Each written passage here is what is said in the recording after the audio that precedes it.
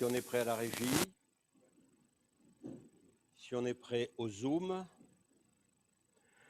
1, 2, 1, 2, si on m'entend. Goutla, est-ce que vous m'entendez? Ah non, pardon.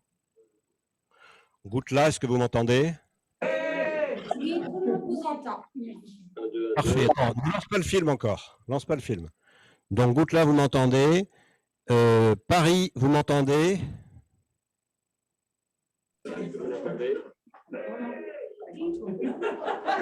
Et moi, Paris? Muriel Cravate, c'est vous, Paris, oui. Ok, oui, je vous entends.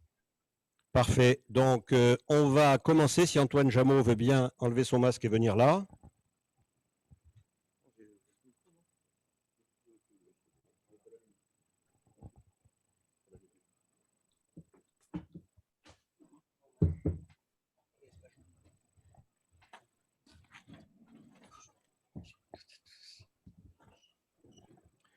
Donc, régie, Zoom, 5, 4, 3, 2, 1, top. Bonjour pour cette séance, ce webinaire qui est consacré au délit de solidarité et qui est une initiative du barreau de Lyon et du Centre culturel de Goutla. Je suis Antoine Jameau, adhérent au Centre culturel de Goutla, lequel Centre culturel de Goutla est représenté dans cette...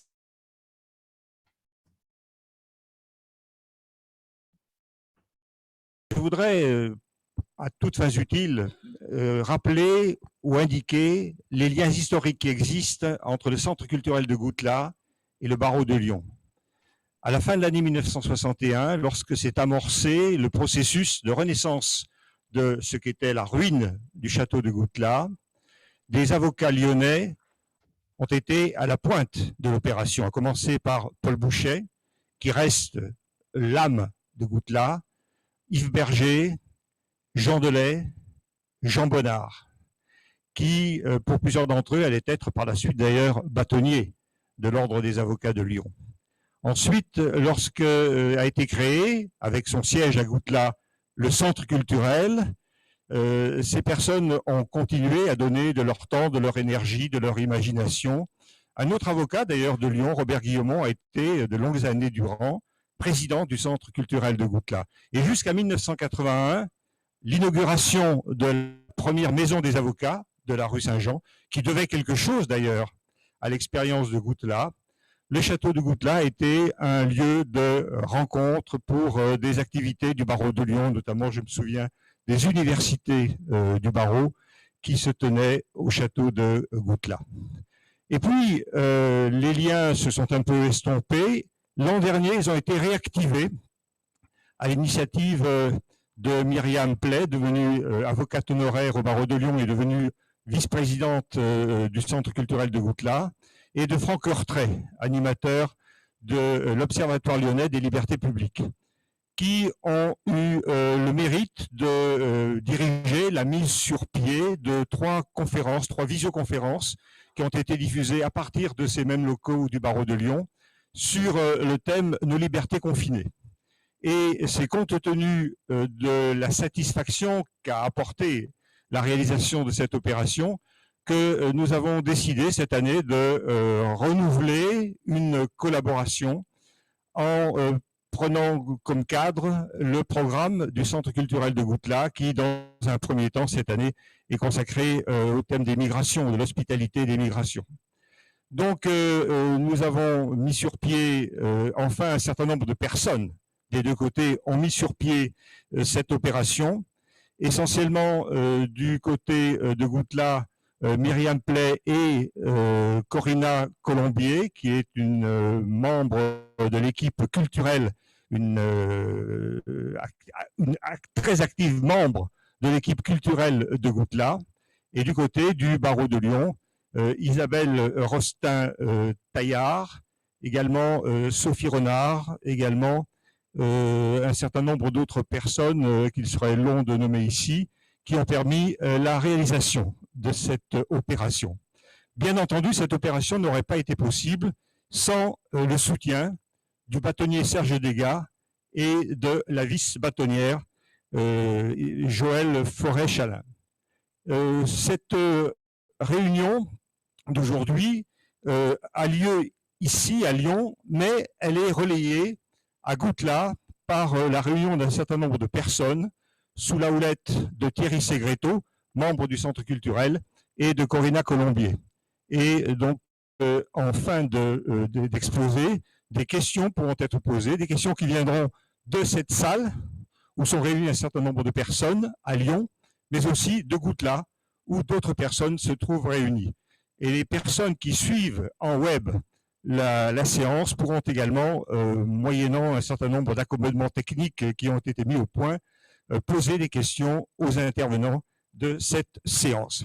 Cette séance, il faut enfin le signaler, qui a été réalisée grâce à l'expertise de l'association Bubble Art, spécialisée dans la production de contenu culturel.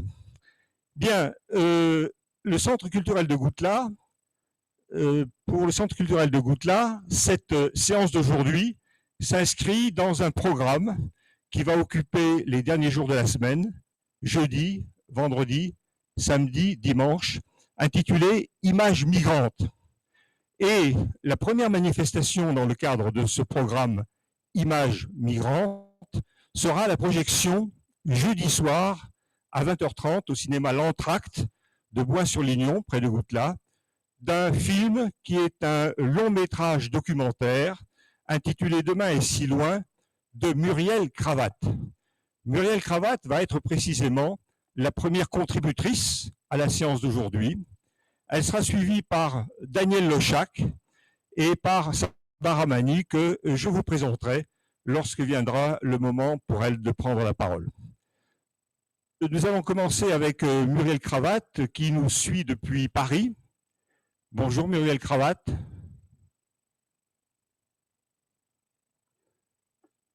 Oui, elle nous suit, bon, très bien.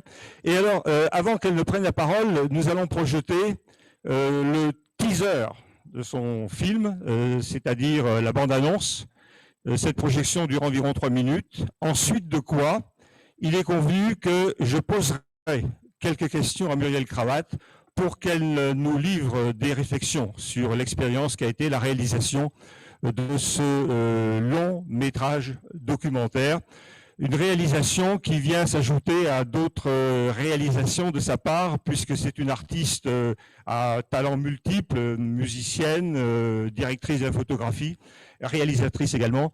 Et c'est en tout cas sur ce film qu'elle sera interrogée simplement à l'issue de la projection de la bande-annonce. Je laisse la place à cette projection.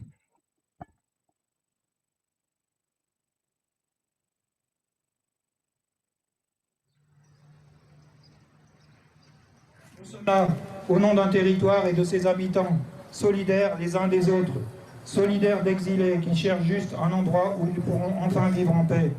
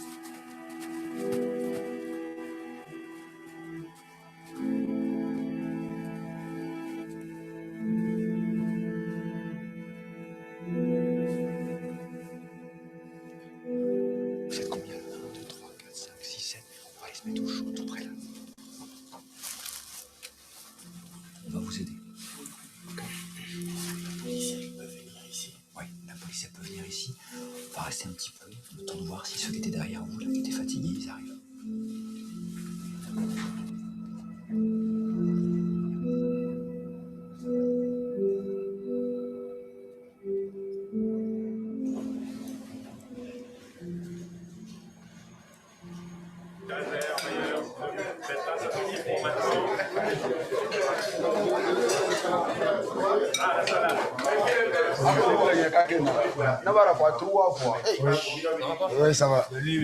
Ah, quatrième fois, on a moi, on va faire un rond-point. Il a marqué à il va amener.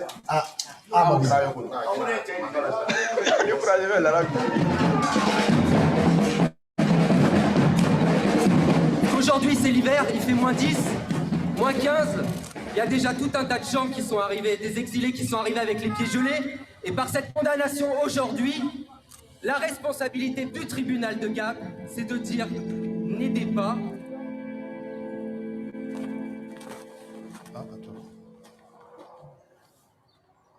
Oui, allô?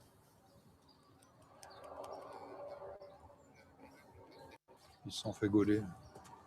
Ah, les flics.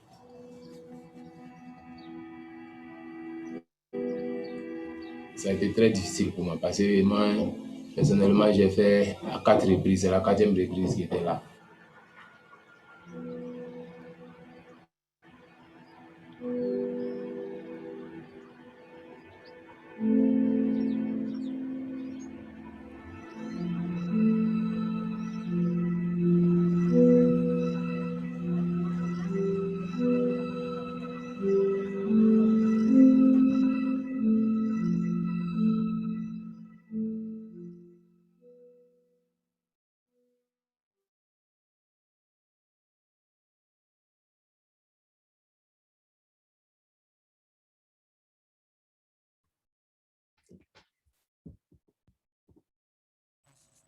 La projection de cette bande-annonce d'un film qui, faut le signaler, a été sélectionné dans différents festivals, notamment pour le festival Cinéma du Réel en 2020.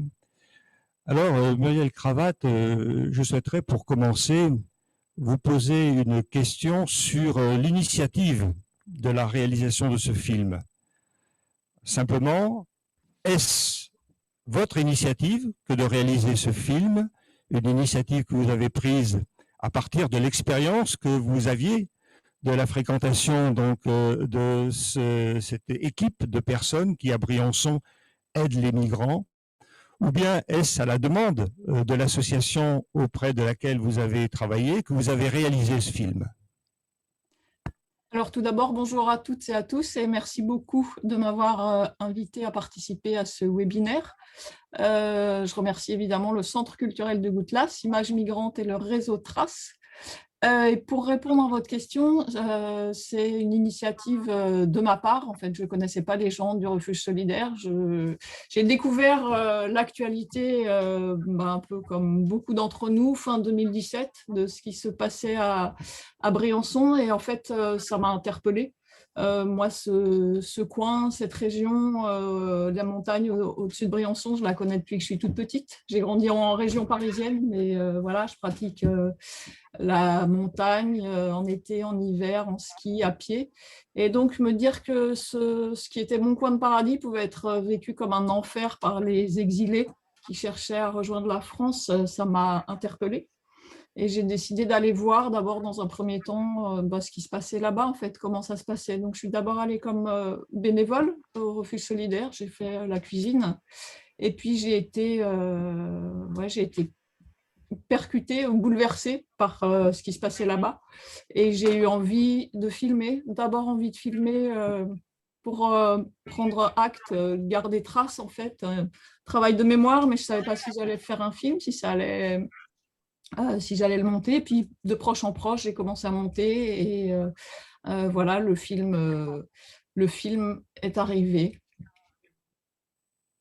Merci pour cette première réponse. Une deuxième question serait de vous demander ce qui vous a le plus frappé, le plus marqué dans l'expérience que vous avez réalisée avec ces personnes, au contact de ces militants, au contact des migrants qui ont été secourus par elles. Et notamment si vous avez été particulièrement frappé par le concours que des personnes, je dirais des personnes ordinaires, c'est-à-dire qui n'appartenaient pas au refuge solidaire, ont pu apporter pour l'accueil de ces migrants. Alors, c'est difficile de hiérarchiser, c'est de toute façon, enfin, tout m'a beaucoup marqué dans ce qui s'est passé là-bas. Hiérarchiser serait compliqué. Et après, distinguer les personnes du refuge des autres personnes, en fait, ils sont tous bénévoles, ils sont tous solidaires. Et certains sont à la fois dans le refuge et dans la montagne. Enfin, voilà, donc chacun, je dirais qu'il n'y a pas de distinguo à faire entre ceux du refuge et ceux qui sont plus en maraude ou plus dans la montagne. Ils ont à peu près tous le même statut, en fait, de citoyens interpellés par une situation et qui interviennent. Donc, ce qui m'a peut-être le plus marqué, en tout cas dans la chronologie, c'est quand je suis arrivée dans le refuge la première fois, quand j'y suis allée pour faire du bénévolat. C'est une espèce d'évidence, de force d'humanité. Et voilà, la puissance de l'échange en fait avec les exilés est quelque chose de simple et d'évident. Et c'est ça, je pense, le premier désir que j'ai eu, c'était de pouvoir rendre compte en fait de la force de cette évidence, parce que je me disais que si on arrivait à faire venir dans ce refuge une journée ou quelques heures les personnes qui sont hostiles ou qui sont méfiants vis-à-vis des migrants, leur avis, leur ressenti changerait forcément, parce que voilà, je trouvais qu'il y avait vraiment quelque chose de très puissant. Et voilà. Ensuite, ce qui m'a marqué aussi, c'est comment sur un tout petit territoire comme ça, on peut avoir qui se côtoie à la fois le plus beau de l'humanité et puis à la fois voilà, le pire parce que en fait, c'est une répercussion de politique cynique et calculatrice, parce qu'il n'y a pas de problème migratoire, il n'y a pas de vague migratoire, mais il y a une volonté de nous le faire croire. Donc voilà, ça c'est une deuxième chose marquante. Et puis ensuite, je ne sais pas, dans les images marquantes, il y a des choses très très fortes qui restent, enfin, comme d'avoir tenu dans mes bras un bébé né quelques mois auparavant sur un bateau en pleine Méditerranée. Et voilà, ça résume aussi en une image toute l'absurdité de ce qui se passe en ce moment. Quand on rencontre en pleine nuit, venu de nulle part, sorti du fond de la nuit, on rencontre des exilés qui arrivent de nulle part, qui sont traqués et dont on bafoue les droits. Donc ça, c'est marquant aussi. Voilà. Et puis partager aussi la sidération d'une foule massée devant le palais de justice quand les 7 de Briançon ont été tous condamnés. Voilà, je ne sais pas si c'est ce qui est de plus marquant, mais en fait, tout ça a été très marquant. Puis j'ai essayé de le restituer dans le film et de le faire partager, voilà, aux spectateurs. Oui, un aspect de la réponse que vous venez de faire me suggère d'affiner un petit peu ma question initiale. Avez-vous la possibilité, l'occasion d'observer les réactions de personnes extérieures à ces opérations de soutien, leur réaction à l'égard de l'activité, à l'égard de l'engagement de leurs compatriotes?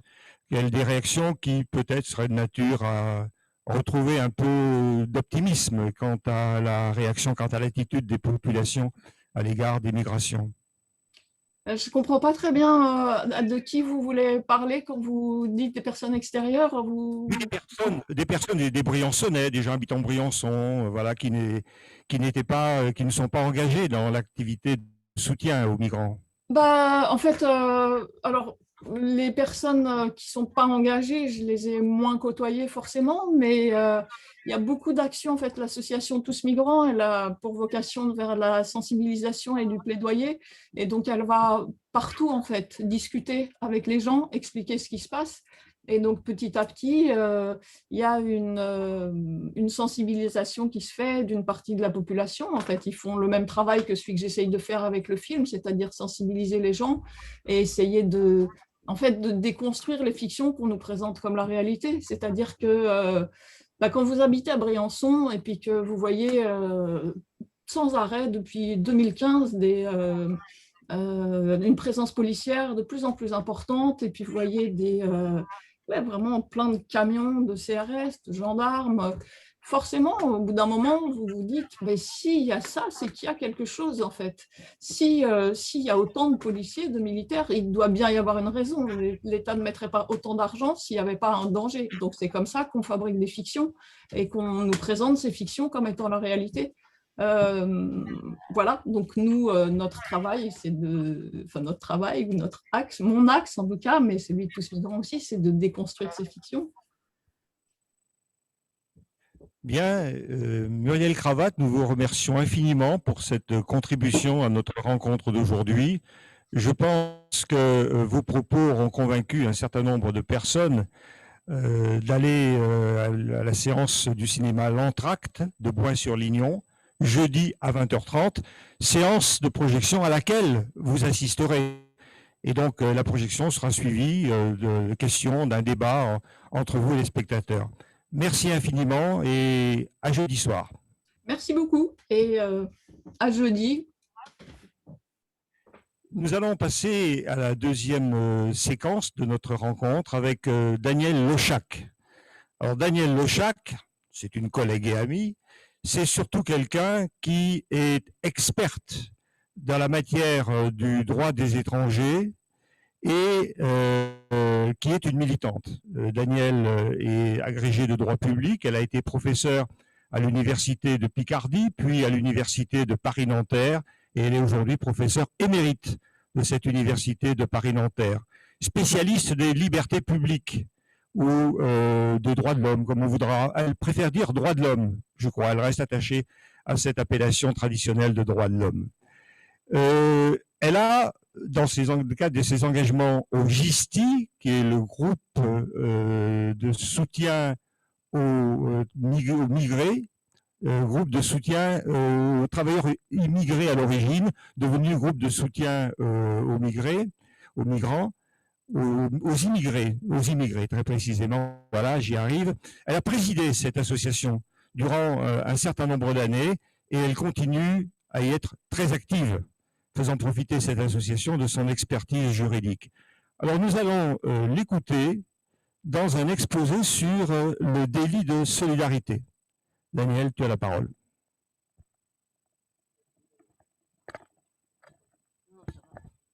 Oui, alors, non, c'est bon. Ah d'accord, ok. Ça marche, oui. Donc le délit de solidarité, le délit de solidarité, ça n'existe pas dans les textes. Il n'y a pas un texte qui dit vous ne devez pas être solidaire. Mais l'expression s'est popularisée d'abord dans les milieux militants et puis même dans la classe politique, lorsque, en mai 2003, 354 organisations et près de 20 000 personnes ont signé un manifeste des délinquants de la solidarité. Et ce texte a été adopté évidemment sur le constat que ceux et celles qui défendent l'état de droit et la nécessité de l'hospitalité sont menacés de poursuites et parfois condamnés pour avoir simplement hébergé ou aidé des étrangers en situation irrégulière. Et ce texte se terminait par une déclaration qui est finalement assez classique maintenant dans ce genre de manifeste. Nous déclarons avoir aidé des étrangers en situation irrégulière. Nous déclarons avoir la ferme volonté de continuer à le faire.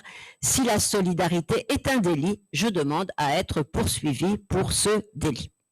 Alors, juridiquement, la loi punit l'aide à l'entrée, à la circulation et au séjour irrégulier d'un étranger.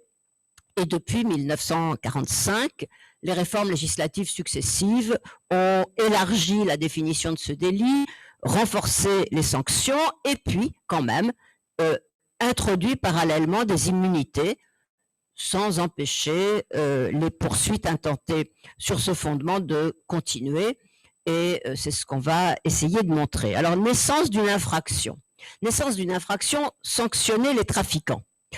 L'infraction trouve son origine dans un décret-loi de 1939, donc vous voyez à peu près l'époque, sur la police des étrangers.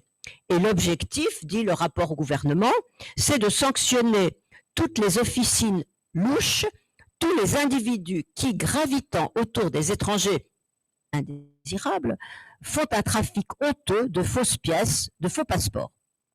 L'ordonnance de 45, qui est donc l'ancêtre du CESEDA, du Code de l'entrée et du séjour des étrangers et du droit d'asile, va reprendre mot pour mot les termes de ce texte, et c'est l'article 21 qui prévoit que tout individu qui paraît direct ou indirect aura facilité ou tenté de faciliter l'entrée, la circulation ou le séjour irrégulier d'un étranger sera puni d'un emprisonnement d'1 mois et d'une amende, etc. Et au fil du temps, on a donc renforcé, aggravé la répression du délit. Loi du 31 décembre 91 renforçant la lutte contre le travail clandestin. Donc la peine de prison peut aller jusqu'à 5 ans. On prévoit des peines complémentaires. Puis la loi du 20 décembre 93 relative au travail, à l'emploi et à la formation professionnelle, qui, à la suite de la promulgation du nouveau code pénal, va permettre de pénaliser ou de déclarer pénalement responsables les personnes morales et de leur infliger des peines qui peuvent aller jusqu'à l'interdiction définitive de fonctionner. Mais ce qui reste vrai, c'est que quand vous lisez les débats parlementaires, vous voyez bien que pour l'instant, il s'agit toujours de traquer les réseaux organisés de passeurs, de transporteurs, les employeurs qui profitent à des fins lucratives de la détresse des étrangers et pas du tout des personnes qui apportent une aide désintéressée à un étranger en situation irrégulière. Donc, avec le refus d'introduire une référence au but lucratif dans les circonstances que je vais évoquer, on va ouvrir la porte aux dérives. L'optique, donc, effectivement, change avec l'adoption de la loi du 27 décembre 1994 qui vise à mettre le droit français en conformité avec la Convention de Schengen de 1990.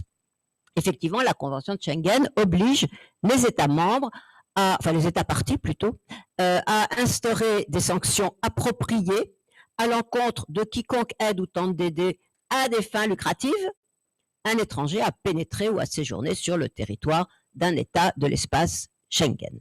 Mais on voit bien qu'ici, il est question explicitement de fins lucratives. Le gouvernement français refuse d'introduire cette précision dans la loi française. La raison alléguée par le ministre de l'Intérieur, il faut également poursuivre des agissements qui relèveraient, par exemple, de l'infiltration en France d'éléments appartenant à des réseaux islamistes, terroristes ou d'espionnage. Le lien entre la pénalisation et le terrorisme, il est évidemment assez délicat à regarder. Toujours est-il que ce refus d'intégrer la référence à des fins lucratives va permettre, voire encourager, des usages dévoyés du texte et va naître ainsi le fameux délit de solidarité. Car les poursuites intentées sur le fondement de ce texte vont montrer très vite qu'il peut concerner bien d'autres personnes que les trafiquants et les méchants réseaux mafieux. Je dirais que c'est au début des années 90 que le délit d'aide au séjour irrégulier commence à être invoqué comme fondement de poursuite contre des individus ou des associations qui viennent en aide aux sans-papiers. Au départ, on pouvait penser, c'était la période Pasqua, que c'était des simples manœuvres d'intimidation, mais ces poursuites ont parfois débouché sur des condamnations, et lorsque la Cour de cassation, la chambre criminelle, dans un arrêt d'octobre 1996, a jugé que le délit était constitué, même si l'aide était apportée à titre purement désintéressé, on a compris que la bataille pour faire reconnaître l'illégitimité du délit de solidarité, qui ne s'appelait pas encore comme ça, commençait à avoir un peu de plomb dans l'aile. Et finalement, c'est avec la décision du Conseil constitutionnel du 16 juillet 1996 que la bataille a été clairement perdue. Paradoxalement, mais paradoxe seulement en apparence, puisqu'en fait, c'est à l'occasion de sa décision concernant la future loi de juillet 1996 contre le terrorisme que sa décision a été rendue. Le projet gouvernemental intégrait l'aide au séjour irrégulier parmi les infractions à visée potentiellement terroriste, excusez du peu. Et en forme de compensation, on a, et pour venir à bout des résistances du Sénat, on a introduit dans le texte certaines immunités au profit des membres de la famille proche, ascendants, descendants, conjoints.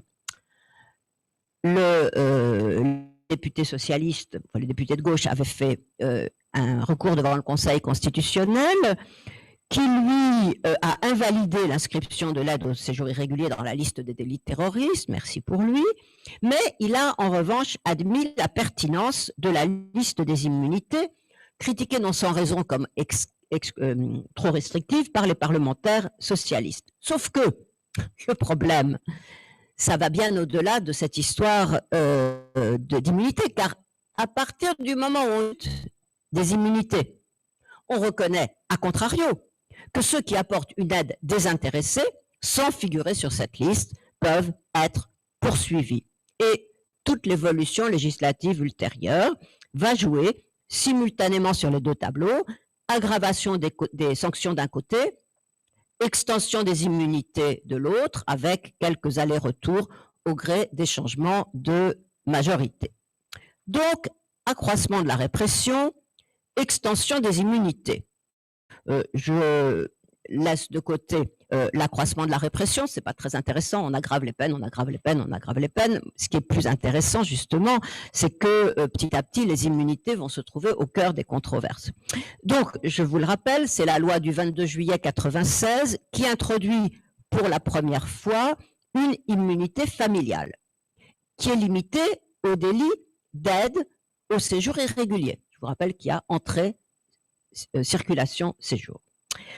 Lorsqu'on transpose la directive européenne du 28 novembre 2002, qui définit l'aide à l'entrée, au transit et au séjour irrégulier, de nouveau, le législateur français refuse d'introduire deux dispositions protectrices relativement de la directive, à savoir la référence au but lucratif et une clause humanitaire qui permet de ne pas imposer de sanctions, dit la directive, lorsque l'aide a été apportée dans un but humanitaire. Et donc, ici, selon le rapporteur du projet à l'Assemblée nationale, le gouvernement estime souhaitable que le principe de la sanction de l'aide, etc., ne souffre aucune exception qui risquerait d'en atténuer la portée ou d'en restreindre l'efficacité. L'objectif est clair. Finalement, la loi du 26 novembre 2003, qui est la première loi Sarkozy, je dis la première parce qu'il y en a une autre en 2006, va aggraver les peines encourues jusqu'à 10 ans de prison. Et elle étend en contrepartie l'immunité au-delà du cercle familial. Avec cette formule, il n'y a pas délit lorsque l'aide est apportée face à un danger actuel ou imminent, nécessaire à la sauvegarde de la vie ou de l'intégrité physique de celui-ci. Bon, c'est évidemment pour le moins restreint, et encore, à condition qu'il n'y ait pas disproportion entre les moyens employés et la gravité de la menace, et que, également, l'aide ne donne lieu à aucune contrepartie directe ou indirecte. Donc, cette disposition est censée calmer l'inquiétude de ceux qui s'inquiètent, mais comme vous l'imaginez, ça ne rassure personne, et c'est là d'ailleurs que c'était censé apporter une réponse au manifeste de 2003 sur les délinquants de la solidarité dont je vous ai parlé. C'était une réponse, mais cette réponse, bien entendu, n'est pas satisfaisante, d'autant plus que est ainsi confirmé que l'aide désintéressée apportée à un étranger en situation irrégulière tombe bien, en principe, sous le coup de sanctions pénales. Et puis, la suite, effectivement, va montrer comment ce sont bien les immunités qui sont au cœur des controverses. Vous avez la deuxième loi Sarkozy de 2006 qui exclut, c'est la mode, des immunités familiales les conjoints vivants en situation de polygamie, bien sûr. La loi Besson de 2011 qui prétend au contraire étendre l'exemption humanitaire en remplaçant l'expression sauvegarde de la vie ou de l'intégrité physique de l'étranger par sauvegarde de la personne de l'étranger. Donc c'est une modification cosmétique sans véritable portée et qui intervient en plus à un moment où il y a une nette recrudescence des poursuites, et donc ça va relancer la mobilisation contre les délits contre le délit de la solidarité au début de l'année 2009 et un appel à manifester lancé par le collectif interassociatif qui se dit désormais les délinquants solidaires. Et à ce moment-là, donc, un nouvel appel va être lancé en mars 2009. Si la solidarité devient un délit, je demande à être poursuivi pour ce délit. Et ça correspond avec la sortie du film Welcome, qui connaît, vous vous en souvenez, un certain écho médiatique.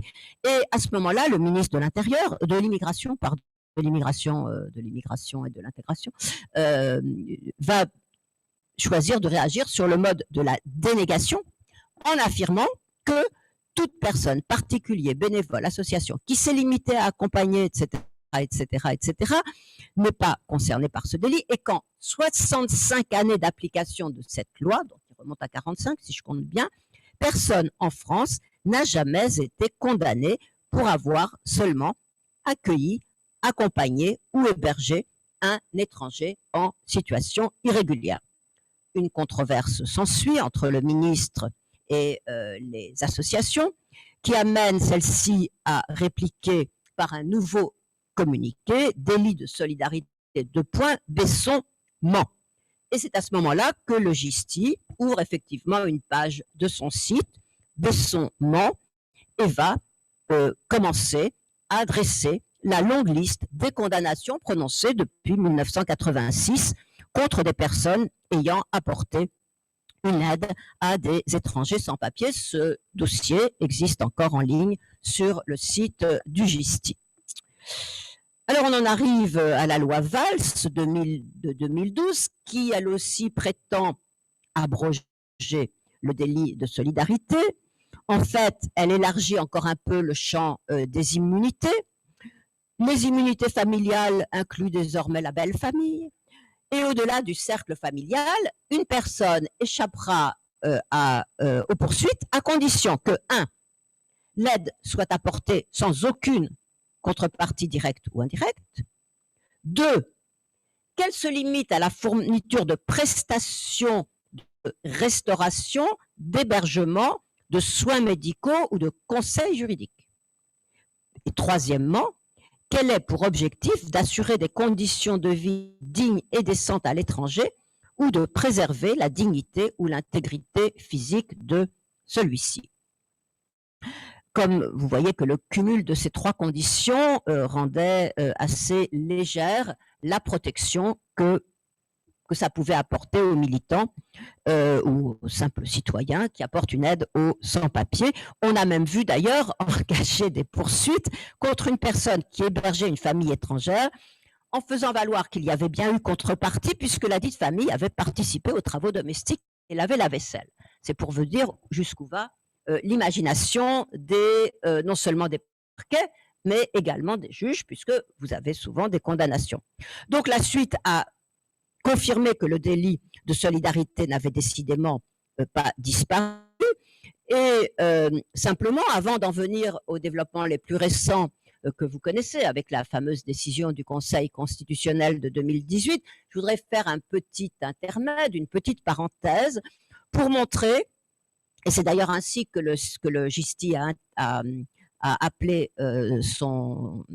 sa page, son dossier sur son site, les délits de la solidarité. Je voudrais effectivement faire une parenthèse pour montrer qu'au-delà de ce délit que j'ai évoqué, il y a en vérité toute une série de moyens détournés, d'utilisation détournée de l'arsenal législatif, je dirais, de droit commun, pour dissuader et punir diverses formes de soutien aux étrangers en situation irrégulière. Donc vous avez une multitude d'incriminations sans rapport avec la législation sur l'immigration qui sont mobilisées pour tenter de faire obstacle par la dissuasion ou la répression aux diverses formes de soutien apportées aux étrangers. Donc vous avez par exemple le délit d'outrage, d'injure, de diffamation ou de violence à agent public. Bon, par exemple, utiliser le mot rafle, c'est déjà parler de Vichy. Tout parallèle, bien sûr, avec Vichy est absolument considéré comme diffamatoire. Le délit d'entrave à la circulation d'un aéronef, ça s'est beaucoup fait pour condamner et donc dissuader les passagers des avions qui, constatant la violence faite à des migrants qu'on rapatrie de force, se rebellent en quelque sorte et finalement empêchent l'avion de décoller. Condamnation sur le fondement des textes concernant la circulation des aéronefs. On a vu des poursuites pour dépôt de déchets sur la voie publique, des infractions au code de l'urbanisme par rapport à l'hébergement des demandeurs d'asile. On a vu aussi poursuivre et condamner pour des attestations d'hébergement données à des sans-papiers sans domicile. Et si j'ai le temps, je vous l'évoquerai, parce qu'ici, on a vraiment 7 ans de harcèlement à cause de l'acharnement des parquets pour aboutir toujours d'ailleurs à une condamnation. Mise en danger d'autrui, alors ça, c'est quand même une affaire assez extraordinaire. C'était un membre d'un groupe de soutien britannique aux exilés de Calais, et à un moment donné, il va donc prendre à bord une petite fille de 4 ans pour pouvoir la ramener à ses parents. Alors, il est poursuivi pour aide à l'entrée à la circulation ou au séjour régulier d'un étranger en France. Et là-dessus, le juge va écarter l'incrimination parce que, de fait, la gamine, elle a 4 ans, donc elle n'est pas en situation irrégulière. Mais quand même, on l'a quand même puni pour mise en danger d'autrui parce que la petite, elle n'était pas attachée. Et donc, ça, c'est très mal. Et on l'a quand même condamné à 1 000 € d'amende avec sursis. Enfin, c'est juste pour vous montrer que, là encore, on peut dire, bon, c'est pas grave, mais enfin, il a quand même été poursuivi, il a quand même eu un jugement, etc. Usurpation de fonction, bon, cette affaire est assez connue, c'est cette militante de RESF qui a été poursuivie pour avoir aidé à scolariser un mineur étranger isolé placé à l'ASE. Devant la carence de l'ASE qui ne faisait rien, elle s'est chargée de l'inscription et on l'a finalement condamnée pour usurpation de fonction puisqu'elle n'avait pas de véritable compétences, si vous voulez, juridiques pour le faire. Alors, il arrive évidemment que les poursuites ne débouchent pas sur une condamnation. Bon, et vous avez vu que finalement, Cédric Herrou et Manoni ont fini par être relaxés. Mais souvent, le parquet s'acharne.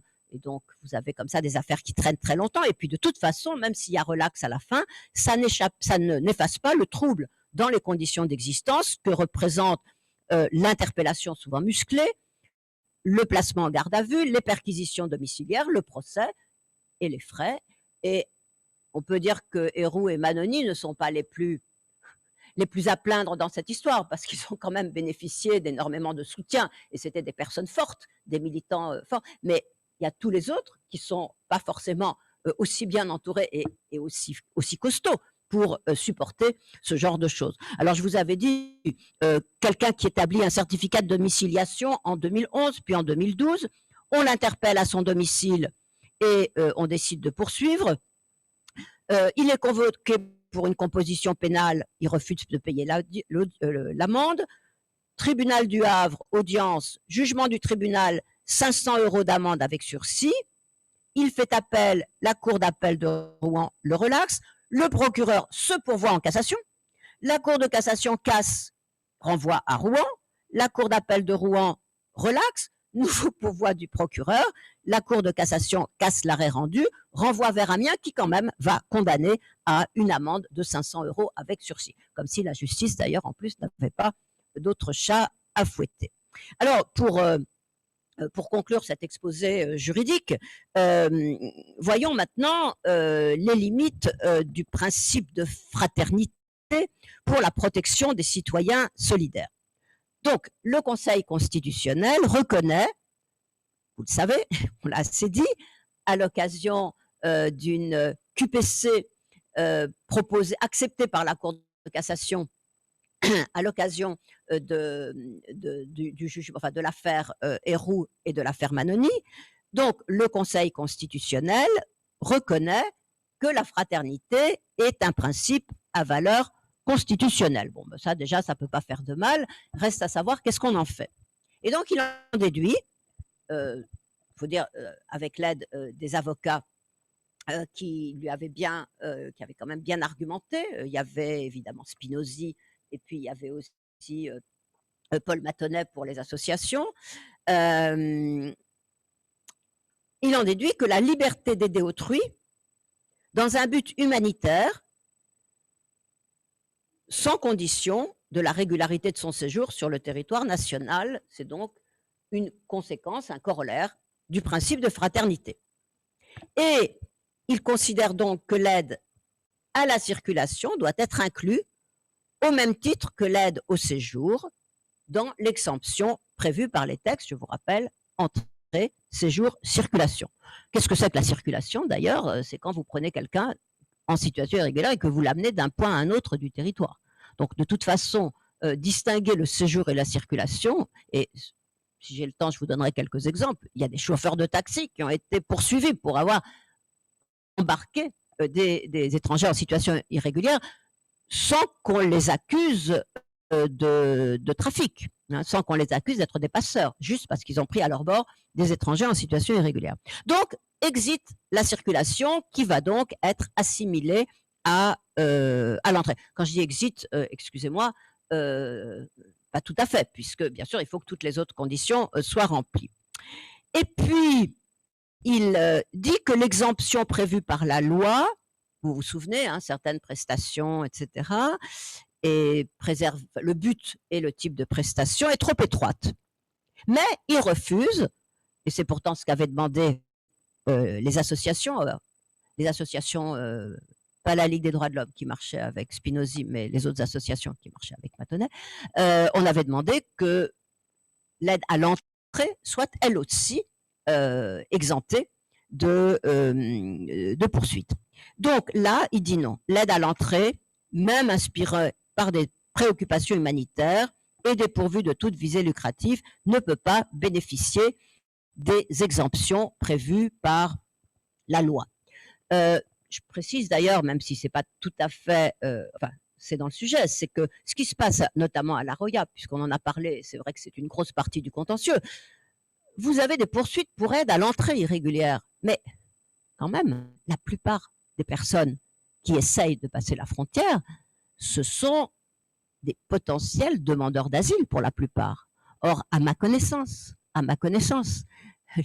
quand vous êtes demandeur d'asile, quand vous prétendez au statut de réfugié, on ne peut pas, c'est le principe d'immunité pénale posé par la Convention de Genève, on ne peut pas vous faire grief de ne pas avoir les papiers nécessaires. Donc déjà là, si vous voulez, il y a quelque chose qui cloche. Mais enfin, ça dépasse évidemment le délit de solidarité. Alors, la loi du 10 septembre 2018 va en tirer les conséquences, ne peut donner lieu à des poursuites pénales sur le fondement des articles, etc.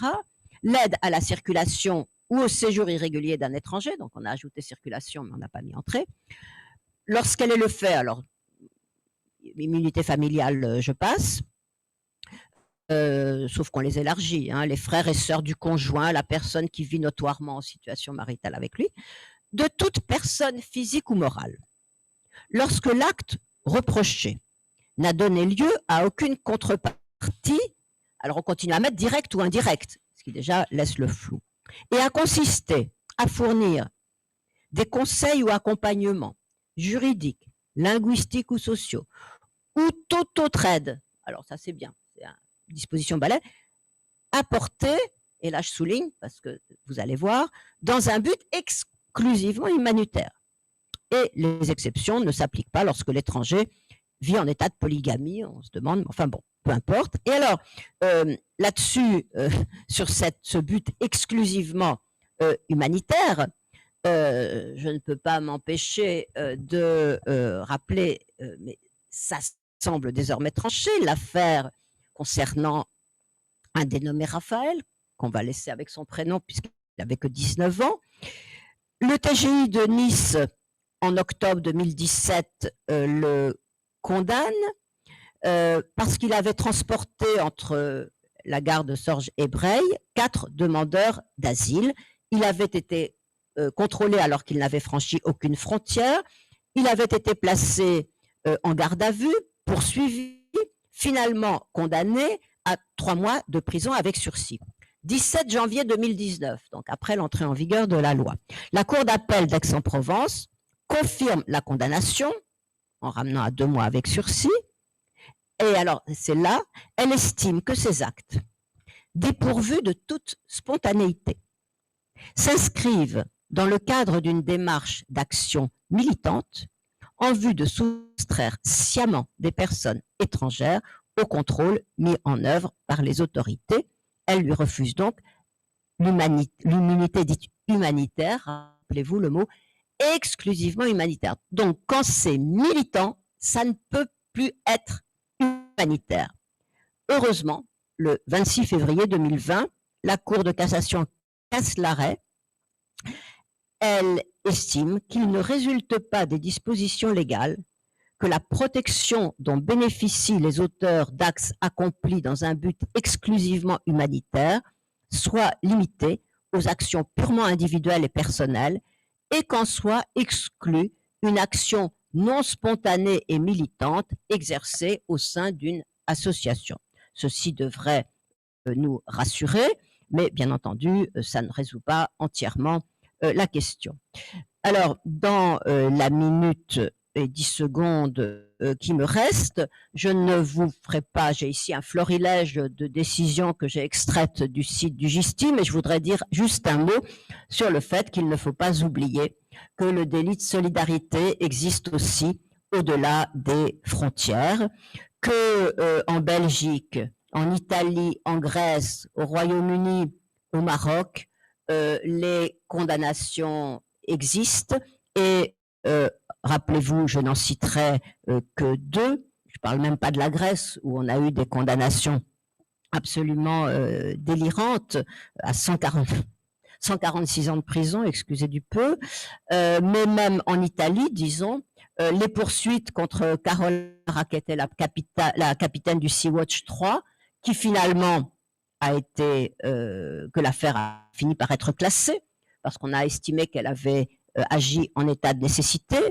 Et puis, rappelons-nous quand même la condamnation du maire de Riace à 13 ans de prison. Bon, bien sûr, sur le papier, ça n'est pas pour délit de solidarité, c'est pour violation des règles budgétaires, comptables et tout ce que vous voulez. Mais malgré tout, l'intention ici, il ressemble fort à la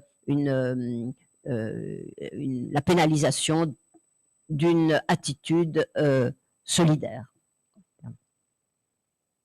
Merci beaucoup, Daniel, pour cet exposé aussi clair que riche, qu'ardent.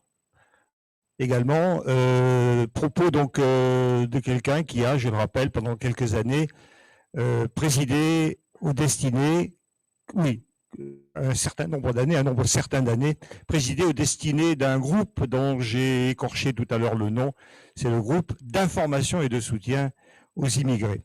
Je voudrais rappeler aussi que Daniel Lochac est intervenu en octobre 2019 à Goutla, à l'occasion du colloque que nous avions organisé sur le thème « L'hospitalité à l'épreuve des migrations ». Et déjà, nous avions pu apprécier la rigueur de son propos, mais aussi la résolution de sa parole. Nous allons maintenant écouter Maître Saba Rahmani, avocate au barreau de Lyon et qui a présidé entre 2008 et 2011 la commission droit des étrangers de cet organe. Et Saba Rahmani qui a notamment une expérience importante dans ce qu'on peut appeler le contentieux des mineurs étrangers. Vous avez la parole. Merci. Alors, c'est effectivement assez ardu de reprendre la parole après cet exposé très complet de Daniel Lochac, que je vais du coup essayer de compléter du point de vue de l'avocat, parce que bien évidemment, ce thème du délit de solidarité et délit d'hospitalité pourrait donner lieu à de nombreux développements qui pourraient effectivement durer de nombreuses heures. Du côté de l'avocat, et la vision de l'avocat, c'est de se dire toutes ces évolutions qui ont été rappelées par Daniel Lochac, c'est très bien, mais bien évidemment, ce n'est pas suffisant, et ça l'est encore moins lorsqu'on se met du côté des fameuses normes supranationales qui sont ô combien chères à notre estimé confrère Alain Couder, qui effectivement doivent, nous, du côté de la Défense nous permettent de nous raccrocher à ces textes internationaux pour nous dire que la législation française, non seulement ne la respecte pas, mais bien souvent va bien en deçà de ces standards internationaux. Donc nous avons, l'a rappelé Daniel tout à l'heure, cette fameuse directive de 2002, du 28 novembre 2002, elle fixe effectivement le cadre européen sur les poursuites en matière d'entrée transit, on ne parle pas de circulation mais de transit, et de séjour irrégulier, et force est de constater, au regard de la législation et du droit positif, que cette directive n'a absolument pas été complètement retranscrite dans notre arsenal juridique, puisque comme l'a rappelé Daniel, est complètement éludé la question du but lucratif, qui est quand même important pour pouvoir poursuivre les délinquants solidaires, et surtout n'est absolument pas prévu dans notre législation le fait de ne pas sanctionner l'aide qui est apportée aux migrants lorsque celle-ci l'est dans un but humanitaire.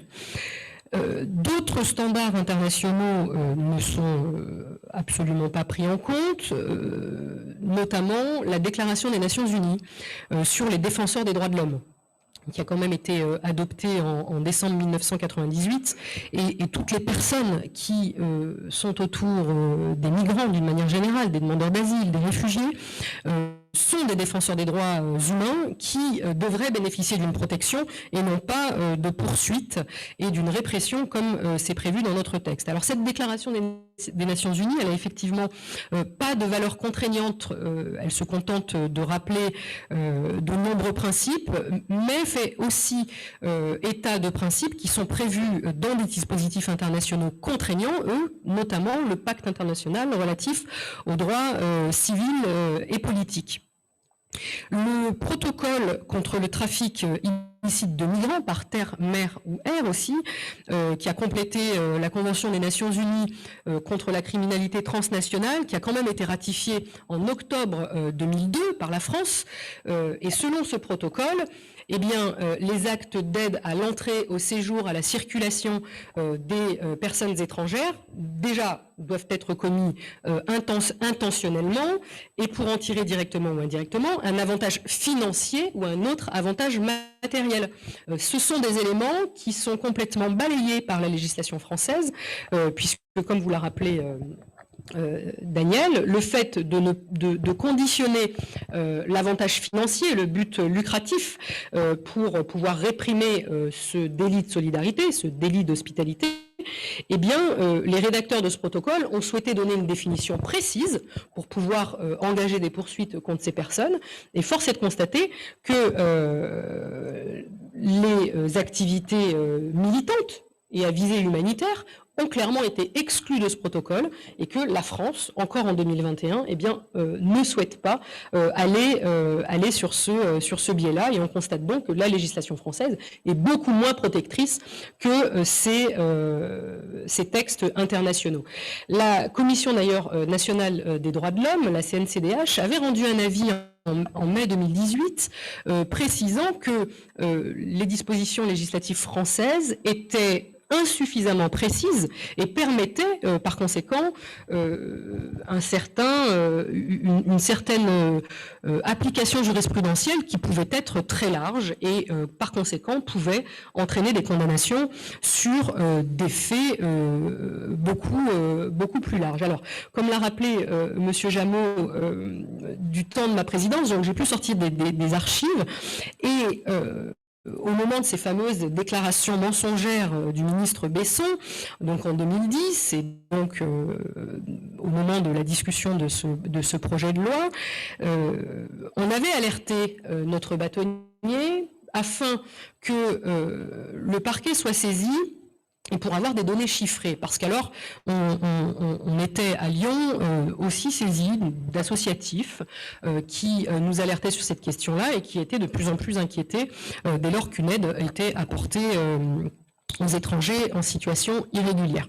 Donc c'était un courrier du 12 mars 2010 que j'ai retrouvé et qui est resté lettre morte, puisque nous n'avons jamais eu de données chiffrer, puisque la question était de savoir quelles étaient effectivement les statistiques des personnes qui sont poursuivies ou ne serait-ce que placées en garde à vue sur l'infraction de l'article anciennement 21 de l'ordonnance de 45 et L622-1 du Code de l'entrée et du séjour, ancienne version, et nous n'avons jamais pu avoir ces chiffres. J'ai retenté, en vue de ce webinaire, d'avoir des données chiffrées, et là encore, pour le coup, aucune réponse ne m'a été apportée. C'est sûr que sur Lyon, on n'est pas trop sur le passage frontière, c'est plutôt effectivement du côté du Briançonnais, de Gap, etc. Donc Lyon, on récupère un peu, notamment au niveau de la cour d'appel, et c'est le seul point positif, les décisions de relax qui ont pu être rendues concernant M. Manoni et M. Héroux, après ce fameux tumulte, et puis surtout ces différents épisodes juridictionnel entre la Cour de cassation, le Conseil constitutionnel et, comme le rappelait Daniel, avec une certaine hargne du parquet qui ne souhaitait pas s'arrêter là, et il y a une relaxe qui a décidé à chaque fois de faire des pourvois en cassation et qui a fini sur un deuxième renvoi après cassation par relaxer définitivement Cédric Héroux. C'était en 2020 et M. Manoni également en dernier lieu en octobre 2021. On voit bien que les contours de cette évolution législative, comme je le disais, n'est pas suffisante au regard des standards internationaux, c'est une évidence, mais aussi au regard de cette décision du Conseil constitutionnel, parce que le Conseil constitutionnel, comme l'a rappelé Daniel, vient nous dire qu'il y a ce fameux principe de fraternité qui est une valeur constitutionnelle à mettre en corrélation avec un objectif à valeur constitutionnelle de lutte contre l'immigration irrégulière, mais qu'on exclut de facto l'entrée irrégulière avec un raisonnement qui m'apparaît pour moi assez alambiqué, parce qu'on va d'un côté nous dire et c'est la justification du Conseil constitutionnel, que l'entrée irrégulière, c'est plus grave que le séjour irrégulier. Et que par conséquent, l'aide à l'entrée irrégulière, c'est plus grave que l'aide au séjour irrégulier. Pourquoi ? Parce que la personne qui va aider une personne à franchir illégalement la frontière va créer une situation irrégulière. Alors que la personne qui va simplement aider une personne qui est déjà en situation irrégulière sur le territoire national, elle se contente de maintenir une situation, elle ne crée pas une situation irrégulière. Donc c'est un raisonnement qui est quand même, pour ma part, assez critiquable et qui pourrait permettre de continuer dans la lutte, parce qu'on voit bien que les évolutions qu'on peut avoir et attendre, de toute façon, ça vient notamment de la Cour de justice de l'Union et d'autres juridictions supranationales. Et je trouve également que cette décision est plus que timorée et peu courageuse, puisque ce n'est que dans le commentaire officiel de cette décision du Conseil constitutionnel qu'il va être évoqué que le législateur peut faire cette distinction et donc la dichotomie entre l'entrée et l'aide à l'entrée et l'aide au séjour et à la circulation d'un étranger en situation irrégulière, et par conséquent ne pas prévoir d'immunité humanitaire pour les délinquants solidaires d'une entrée irrégulière. Par contre, il existe dans notre arsenal juridique ce qu'on appelle l'état de nécessité, et que par conséquent, lorsque une personne est aidée au moment du franchissement des frontières et qu'elle est dans un état de danger actuel imminent, bien évidemment, les juridictions pourront faire application de l'article 122-7 du Code pénal pour ne pas réprimer l'aide à l'entrée sur le territoire français ou européen d'ailleurs, puisque le texte français vise plus large, sur le fondement de l'état de nécessité. C'est en ce sens-là que je dis que c'est plus courageux, parce qu'on essaye du coup de se raccrocher à d'autres textes, alors que la solidarité, elle est à la fois dans l'entrée, et comme l'a rappelé Daniel, la Convention de Genève, en son article 33, prohibe de pouvoir reprocher à un demandeur d'asile, et puis par la suite, s'il obtient le statut de réfugié, un franchissement illégal des frontières. Donc c'est sûr que ces éléments sont somme toute assez inquiétants, d'autant plus inquiétants que la loi Collomb du 10 septembre 2018, sous prétexte de mettre en concordance la législation française avec cette décision du Conseil constitutionnel et ce rappel du principe constitutionnel de la fraternité, va prévoir et ajouter un adverbe qui n'est pas prévu dans la décision du Conseil constitutionnel, c'est le but exclusivement humanitaire. C'est pas ce que dit le Conseil constitutionnel. Le Conseil constitutionnel précise que lorsqu'il y a une visée humanitaire, bien évidemment que cette immunité pénale doit pouvoir être appliquée à la personne qui est poursuivie.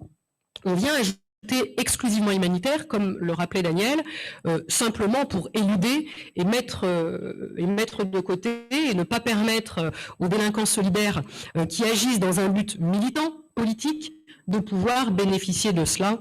Fort heureusement, la Cour de cassation est venue rappeler et étendre cette immunité, comme l'a dit Daniel, en février 2020, aux personnes qui agissent dans un but militant, et fort heureusement pour cela. Le rappelait Monsieur Jameau, mon intervention aussi régulière sur un sujet qui me tient également à cœur, les mineurs isolés étrangers, qu'on appelle communément les mineurs non accompagnés. Alors moi je tiens au vocable mineur isolé étranger, parce que quand on parle de MNA, on élude complètement la question du caractère étranger de ces jeunes, alors que précisément, c'est ce qui pose problème dans leur accompagnement, leur aide, leur soutien, etc. Donc ces mineurs isolés étrangers, c'est effectivement aussi une problématique où la solidarité peut poser problème. Je n'ai pas, à ma connaissance, eu vent de poursuites de bénévoles qui ont pu aider, en tout cas sur Lyon, qui ont pu aider des mineurs isolés étrangers. Et on sait ô combien dans l'état de dénuement dans lequel ils sont lorsqu'ils se présentent, notamment ici auprès des bénévoles et ensuite auprès de nous. En revanche, cette difficulté dans l'accompagnement, deux brillantes consoeurs à Lyon ont eu à faire face à ces difficultés et pardon sur cette question des mineurs isolés. Une première consoeur, il faut savoir qu'à Lyon, la protection des mineurs isolés, c'est effectivement normalement le département, mais qu'à Lyon, compte tenu de la configuration, il y a le territoire rural qui relève du département du Rhône et la métropole pour ce qui est beaucoup plus urbain. Eh bien, des consoeurs ont dû être inquiétés puisque notre bâtonnier avait été saisi de plaintes, très clairement, en mettant en cause la déontologie de ces consoeurs, sur le fait que, en premier lieu, eh bien, avaient pu être produits de faux documents. Donc ça voulait dire mettre en cause la probité de cette consoeur et puis surtout également ceux qui les accompagnaient de mineurs. Et s'agissant du département, c'était encore plus grave parce que, alors qu'il avait la tutelle du mineur et qu'il devait assurer sa protection et sa représentation légale, était reproché à la consoeur d'avoir conseillé à ce jeune de se rendre à l'ambassade de Paris pour faire légaliser ses documents, et qui était une démarche qui était importante et qui allait conditionner tout plein d'autres choses, notamment l'accès au séjour à sa majorité et puis les poursuites que le préfet avait décidé d'engager puisqu'il avait fait l'objet d'une mesure d'éloignement.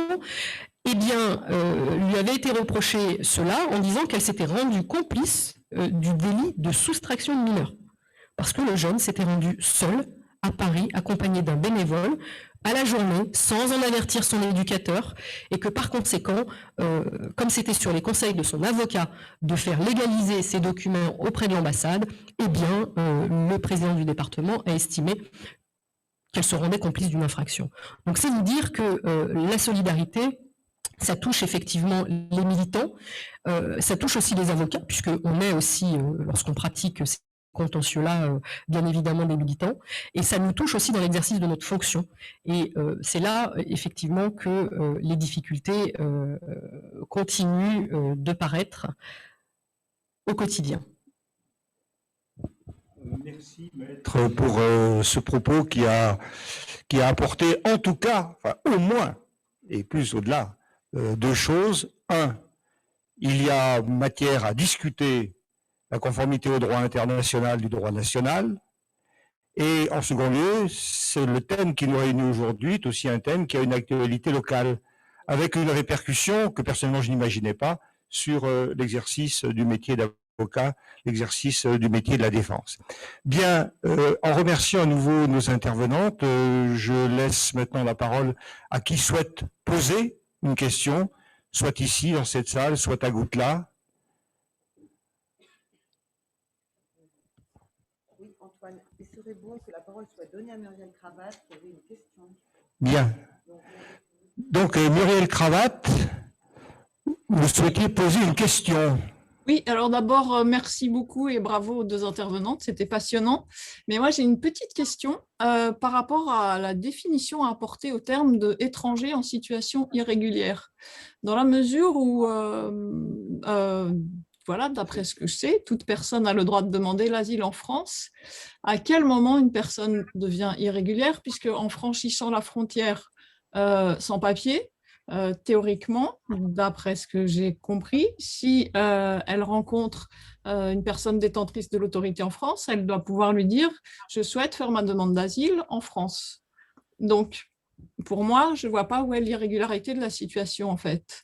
Vous en avez parlé brièvement, mais en fait, voilà, pour moi, c'est vraiment un point central, en fait, de la question du délit de solidarité, puisque si une personne n'est pas en situation irrégulière, il n'y a plus de délit, il n'y a plus de délit du tout, en fait. Donc voilà, pour moi, ça, c'est vraiment et je n'arrive pas à comprendre, en fait, pourquoi parfois on utilise ce terme de situation irrégulière et à quel moment cette situation le devient irrégulière. Tu veux qu'on réponde tout de suite ?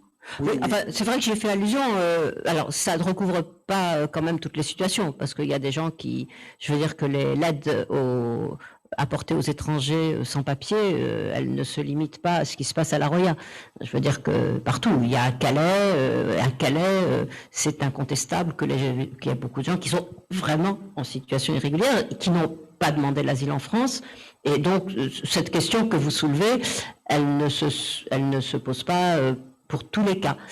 En ce qui concerne les demandeurs d'asile, je l'ai évoqué, au moment du passage de la frontière, mais ça, je pense que les avocats, ils le soulèvent. Et ce que je ne comprends pas, c'est pourquoi ça n'est pas jamais admis, apparemment, par les tribunaux. Et reste également la question de savoir à partir de quel moment quelqu'un qui va demander l'asile se retrouve en situation irrégulière. C'est-à-dire que théoriquement, la Convention de Genève elle-même le dit, il faut que, pour avoir la fameuse immunité pénale assez mal nommée, puisque ce n'est pas seulement pénal, il faut, dans un délai raisonnable, enfin, ce n'est pas les termes utilisés, mais se présenter aux autorités. Alors, il y a un problème supplémentaire qui se pose en France, c'est qu'il est très difficile, notamment dans la région parisienne, de faire une demande d'asile, hein, puisqu'il y a toute une série d'obstacles, que ce soit la ligne téléphonique de l'OFII, que ce soit... Enfin bon, il y a donc toute une série de problèmes qui se posent. Mais la question que vous posez sur l'irrégularité du séjour, ou plus exactement, c'est surtout l'irrégularité de l'entrée, je pense qu'elle se... Oui, enfin, elle se pose très, très évidemment, mais peut-être que tu... Non, c'est effectivement le séjour irrégulier et l'entrée irrégulière, hormis les demandeurs d'asile, parce qu'il y a effectivement, c'est prévu par la Convention de Genève qu'on ne peut pas leur reprocher l'entrée irrégulière, tous les migrants ne sont pas demandeurs d'asile. Donc, à partir du moment où une personne arrive sur le territoire national, si elle ne sollicite pas l'asile, effectivement, et qu'elle ne sollicite pas la régularisation de sa situation administrative, est de facto en situation irrégulière. Et pour les mineurs, la question ne se pose pas puisqu'ils ne sont pas en situation irrégulière. C'est les mineurs, c'est une autre problématique. D'accord, oui. Il me vient à l'esprit que la garantie du droit d'asile est un principe à valeur constitutionnelle, encore plus sûrement que le principe de fraternité. Donc, il devrait requérir une interprétation extensive de situation de demande d'asile. Devrait permettre de protéger toute situation qui permet d'avoir une chance de demander, d'accéder à la demande de droit d'asile. Enfin bon. Pour la frontière italienne, alors on va leur dire aussi que puisqu'ils sont passés par l'Italie, c'est là-bas qu'ils auraient dû demander l'asile. Mais peu importe, même si c'est ça qui en ressort, même pour l'application de Dublin, il faut au moins que la personne ait pu faire sa demande, et c'est seulement une fois qu'elle a fait sa demande qu'on lui dit « Ah ben non, désolé, c'est pas ici qu'il faut la faire, c'est ailleurs ». Une question doit être posée de la salle.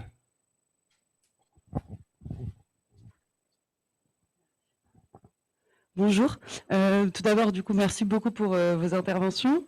Moi, je m'appelle Adèle Descamps et je suis étudiante en master de droit européen des droits de l'homme à Lyon 3. Et je me demandais notamment, justement, j'ai été confrontée directement, justement, en étant bénévole à Calais, à l'acharnement des policiers, justement.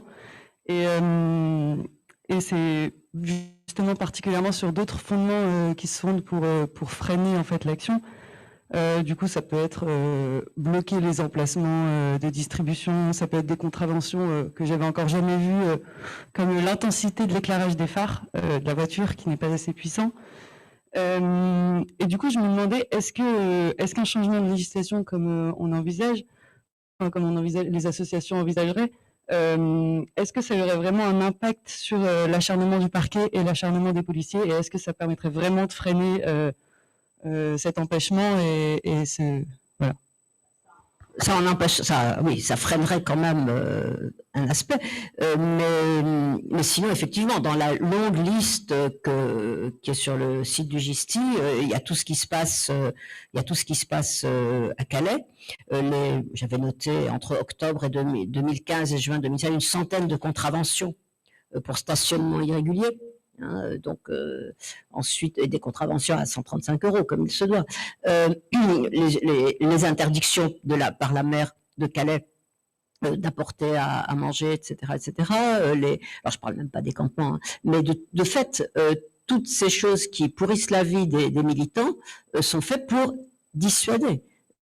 C'est évident. C'est pour ça que je pense qu'il était très important que sur le site du GISTI, on ne parle pas seulement de ça, mais aussi de toutes les autres manœuvres, y compris d'intimidation, hein, parce que là, je vous ai fait il y a 1000 autres choses qu'on avait mises en lumière et qu'on avait mises en ligne. Mais vous avez raison.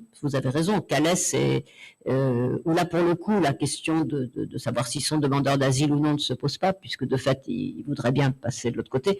C'est vrai, vous avez raison. Question ici ou là-bas? Oui, merci beaucoup à nos deux intervenantes qui nous ont éclairés. Je voudrais juste rappeler une chose, et là je m'adresse à nos amis de Goutla. Lorsque le thème sur lequel nous travaillons aujourd'hui a été proposé, à Goutla, certains m'ont dit « Mais non, mais ça c'est un truc réglé, il faut parler de choses d'actualité ». Et je trouve que ce qui est très éclairant aujourd'hui, c'est quand même que vous nous dites « C'est pas parce qu'il y a un arrêt phare du Conseil constitutionnel à un moment donné que la question est réglée ». Autrement dit, j'entendais parler d'acharnement, on est sur un débat politique dans lequel ceux qui sont défavorables à l'entrée d'étrangers en France font un travail rigoureux, c'est-à-dire qu'en fait, ils sont déterminés. Et je pense qu'il y a sans doute un hommage à rendre aux militants, et il faut que les militants sachent que oui, on essaie de les impressionner, oui, on essaie de les dissuader, et le seul recours, c'est le collectif. C'est la seule chose qui peut armer les militants dans ces situations-là. Et pour les avocats, il y a bien sûr le travail avec les associations, qui est roboratif, mais il y a aussi la présence aux côtés des avocats de leurs bâtonniers et de leur ordre. Autrement dit, quand un avocat, souvent jeune, est pris dans cette espèce de traquenard et de piège que vous avez expliqué, de poursuite sur le plan de sa déontologie pour des questions prétendument de déloyauté, de faux, on lui reproche une infraction pénale à l'avocat. Je veux dire, il faut qu'il ait un bâtonnier à ses côtés, des confrères à ses côtés, et qui ne discutent pas. Parce que le combat, il est âpre. Hein. Je crois qu'il faut qu'on le sache. C'est un travail difficile dans lequel les avocats sont plutôt exemplaires et ils ont besoin d'avoir à leur côté leurs confrères et leurs bâtonniers. Et au-delà, le Conseil national des barreaux. Mais le collectif des avocats, c'est d'abord celui-là. Le collectif des militants, c'est leur association.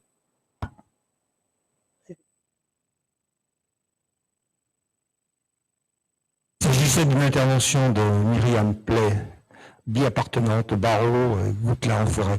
Une question?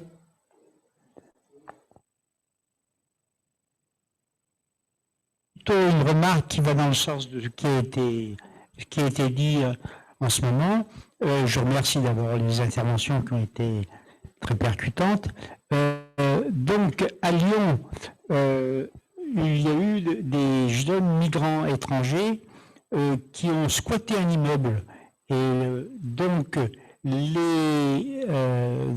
gens qui ont soutenu ces jeunes mineurs étrangers isolés, il y a eu une procédure donc contre il y avait deux associations, la CUM pour pas la nommer, et puis la Ligue des droits de l'homme, dont je fais partie d'ailleurs, avec Madame Le Tchak. Les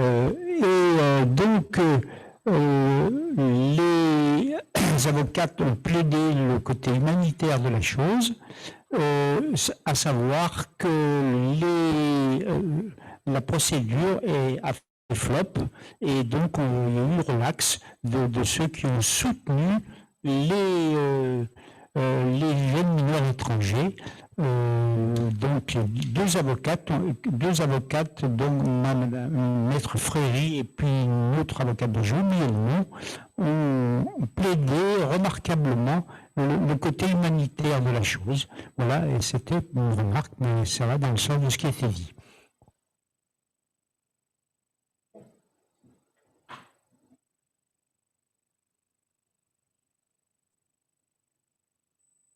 Merci. Autre remarque ou question?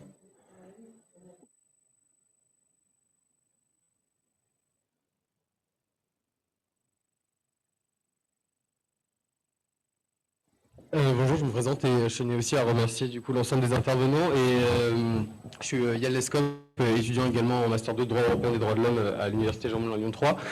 Et j'avais une question concernant du coup encore une fois un peu l'acharnement policier, le harcèlement judiciaire que subissent les militants, et notamment le rapport avec l'état de droit et du coup le rapport entre moi ce que je faisais de l'état de droit, c'est-à-dire la soumission des forces de l'ordre au droit, comparé à justement les poursuites systématiques du coup par des recours qui sont instrumentalisés à mon sens.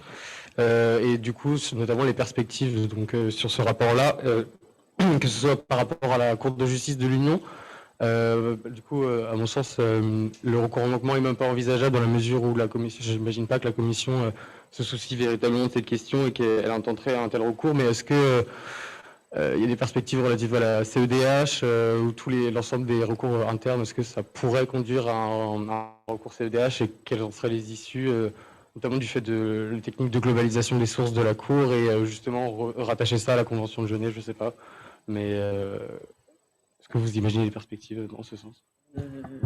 Mon imagination, là, n'est pas sans limite. Et du coup, je ne vois pas trop bien, enfin, déjà, pour saisir la Cour, on peut la saisir que sur une affaire. Il faut qu'il y ait une victime. Les associations ne peuvent pas être victimes.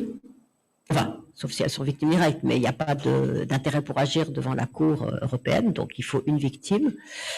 Non, ce qu'on a réussi à faire devant la Cour européenne, et encore, c'était les victimes parfois comment dirais-je, des actions de l'Italie. Quand on leur envoyait des gens, ce qu'on appelle aujourd'hui les pushbacks, mais même là, le problème, c'est que les victimes, il faut, pour que l'affaire perdure, il faut qu'on puisse encore les contacter, donc c'est très compliqué. Mais cela étant, ça ne répond pas exactement à votre question, mais je la détournais parce que je ne vois pas très bien quel type d'affaire, dans la mesure où vous avez en principe quand même des juges, ici. Donc, en fait, vous, c'est plutôt pour les exactions policières qui sont soutenues par les autorités gouvernementales et qui ne sont jamais reconnues comme telles. Il faudrait une affaire exemplaire où il y aurait eu non-condamnation jusqu'au bout et où là, avec un cours aller devant la chambre criminelle, enfin je ne sais pas, mais peut-être que là, il y a des avocats qui ont beaucoup plus d'imagination que les profs de droit. Il y a des questions à Goutelas. Goutelas? Thierry, Corina? Oui, alors, Bernard Mioche. J'ai deux questions.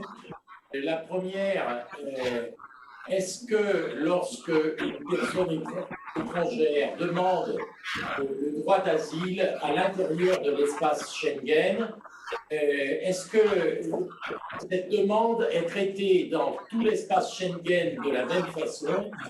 Et une fois qu'il a été reconnu demandeur d'asile, est-ce qu'il a la liberté de se déplacer à l'intérieur de l'espace Schengen? Je dirais que la réponse est 2 fois non, mais...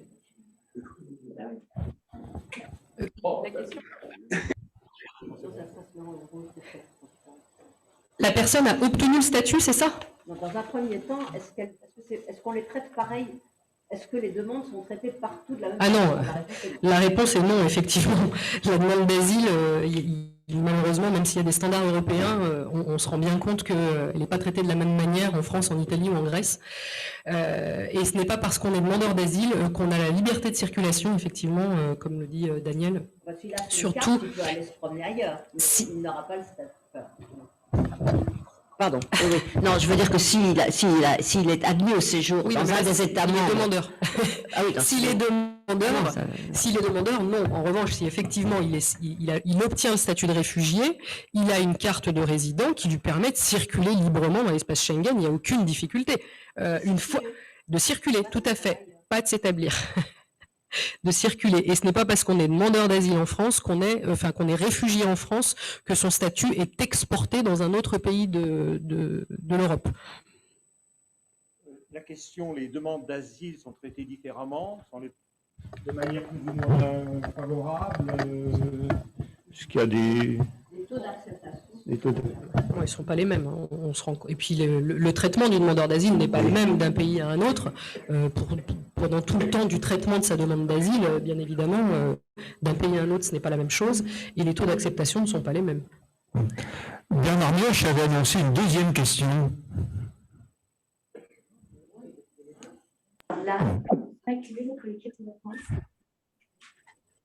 Oui, Jean-Louis Lefranc, je suis élu d'un petit village de la Loire. Nous avons un centre d'accueil des migrants en général.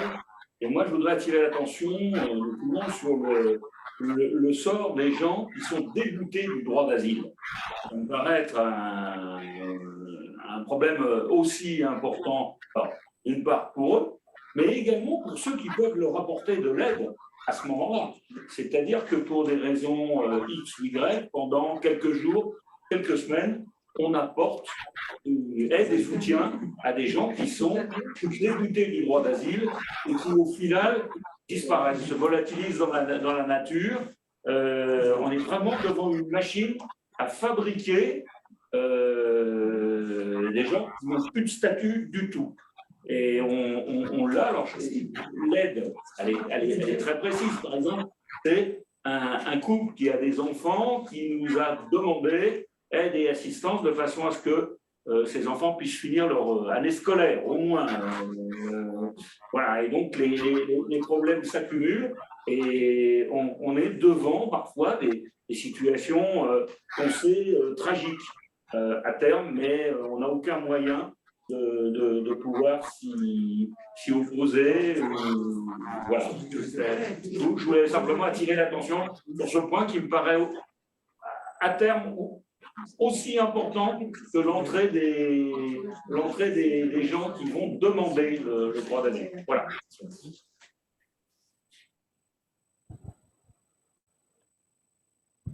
Non, la seule différence, c'est que ça, c'est un problème très, très, très ancien, puisque les déboutés du droit d'asile, je veux dire,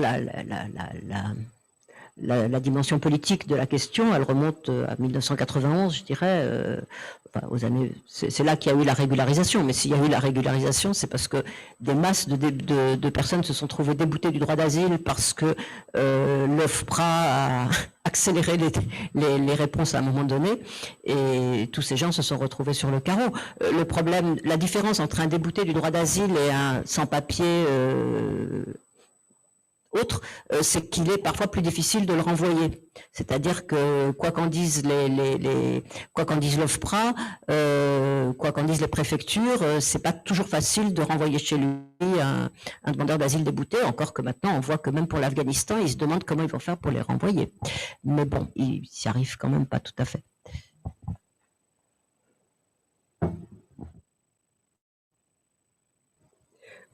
Simplement pour compléter la problématique des déboutés d'asile, bien souvent, alors bien sûr qu'ils ils sont plus, sans aucun statut une fois que leur décision, leur demande d'asile a été définitivement rejetée, mais bien souvent ça fait des années qu'ils sont là, comme vous le rappelez, il y a eu la scolarisation de certains enfants, il y a leurs engagements aussi, donc il y a souvent des éléments qui permettent de solliciter une régularisation sur un autre fondement que le risque de persécution en cas de retour dans son pays d'origine.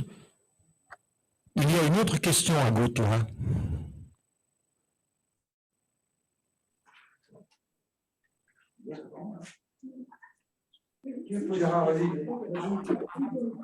Bonjour, merci pour vos prestations. Gérard Basson, je suis membre d'une association de défense et d'accompagnement de migrants. Alors, il y a quand même une question majeure qui est celle posée par vous-même, à savoir quel est le statut exact des défenseurs qui sont membres de ces associations. Et là, je pense à un événement qu'on a eu à connaître en terre forésienne. C'était le cas d'un prêtre qui avait mis à disposition à l'intérieur de son église donc un certain nombre d'emplacements et d'accueil pour un grand nombre d'Africains, et on lui reprochait de ne pas avoir respecté la sécurité. Alors lui, il disait, mais la sécurité, est-ce que vous pensez que c'est celle qui est dans la rue? Parce que si je ne les accueille pas, ils restent dans la rue. Donc, souvent, on a effectivement une forme d'absence de logique humanitaire, et parfois, même au niveau des administratives, où on voit souvent, fréquemment, un tribunal qui estime que, effectivement, le cas récemment d'un dossier que je suis, à savoir que c'est une Africaine, mettons la maman nationalité française et vit en France, et on lui répond qu'elle n'a pas d'attache dans le pays en France. Voilà, et je pense, concernant entre autres ce prêtre, où Paul Boucher avait bien voulu son témoignage, et il avait déclaré, je crois qu'on peut le faire peut-être sienne, cette phrase, « N'en faites pas un délinquant ». Merci Gérard Basson. Deux interventions à Lyon.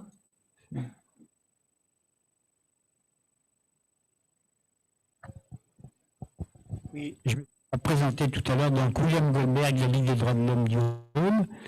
Donc, moi, c'est une question maintenant. Donc, on a eu connaissance d'un cas d'une personne qui a été déboutée du droit d'asile parce qu'il y a eu une procédure au niveau de l'OFPRA. Et donc, quand il y a eu une procédure au niveau de l'OFPRA, vous savez qu'on peut faire un recours. Alors, donc, cette personne, la préfecture a passé outre et a directement donné une obligation de quitter le territoire à cette personne. Alors, que faut-il faire? Est-ce vraiment normal? Voilà. C'est la loi, Monsieur Goldberg. Pas dans tous les cas, mais lorsque la procédure est dite procédure accélérée, notamment lorsque les personnes viennent de pays dits que leur pays d'origine est sûr, dès la notification de la décision de l'OFPRA, la préfecture peut prendre une mesure d'éloignement. nonobstant le fait qu'un appel est encore possible dans la Cour nationale du droit d'asile. Voilà. Donc ensuite, cette obligation de quitter le territoire fait l'objet d'un recours et c'est le tribunal administratif qui tranche. Mais c'est possible.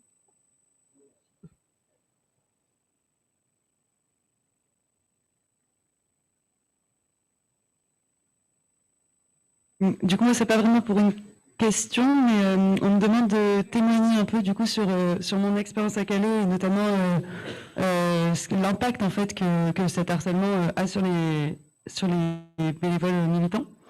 Et du coup, principalement, je pense qu'en fait, déjà financièrement, c'est compliqué parce que assumer des amendes qui reviennent plusieurs fois par semaine, pour des associations qui ont déjà peu de moyens, ça augmente encore cette difficulté.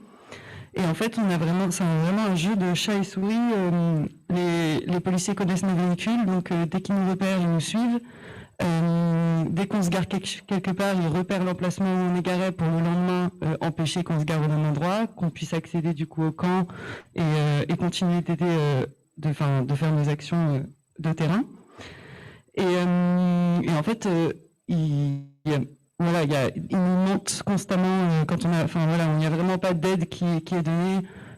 Quand on a des recherches à faire d'objets trouvés, n'importe quelle demande, en fait, ils vont nous mentir en face à face. Et même si on s'en rend compte, c'est pas très grave, quoi. Donc on a vraiment l'impression, se confronter à ce genre d'actes de la part des autorités, ça fait vraiment peur de se dire que, en fait, la protection qu'on attendrait d'eux n'est absolument pas présente. Et du coup, moi, j'ai été observé, j'ai vu plusieurs fois, donc il y a une association à Calais qui s'appelle HRO, Human Rights Observer, et du coup, ils suivent un peu les policiers et ils essayent de dénoncer leurs actions. Et en fait, c'est très compliqué parce qu'il y a des gros périmètres qui sont mis en place justement pour pas qu'on puisse voir ce qui se passe pendant les expulsions. Et donc, le fait de mettre des périmètres, autant de périmètres, ça laisse transparaître qu'il se passe forcément des choses pas très légales puisque on veut pas nous laisser voir. Et en fait, même quand on demande des choses légales telles que, on a le droit de filmer du coup la police en les prévenant. Et quand on leur demande de montrer leur numéro d'immatriculation, tout bonnement pour savoir à qui on a affaire et pouvoir relater les informations après, ils refusent alors que c'est obligatoire normalement de montrer son numéro, d'être identifiable en tant qu'autorité publique. Et donc, c'est très difficile parce que il faut constamment ne pas trop en faire, essayer d'avoir des bons rapports, des bons contacts avec eux pour que potentiellement ils nous laissent voir leur numéro d'immatriculation, ils nous laissent accéder sur le terrain de l'expulsion, etc.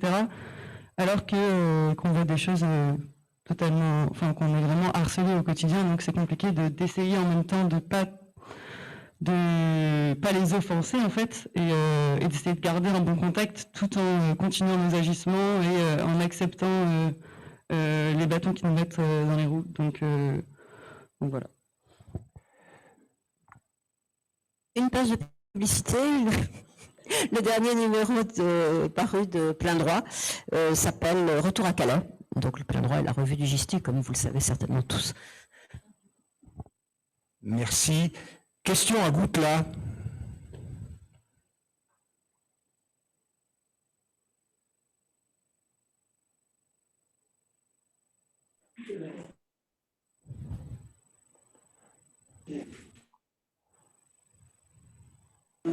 Là, on vous entend. Bonjour. On est plusieurs à donner des cours de français aux migrants qui sont reçus dans le cadre du CADA. Nous pose le problème qu'ils sont tous, en tout cas en grande majorité, débutés. Après les avoir côtoyés pendant 1 an, voire 2 ans, ils doivent tous repartir dans l'illégalité. Donc, à la fois pour comment trouver un logement, et souvent, si c'est du travail, c'est forcément du travail au noir. Donc, c'est vrai que cette question que posait Monsieur le maire tout à l'heure est un problème qui prolonge ce problème d'illégalité de l'entrée et qui nous démunit parfois.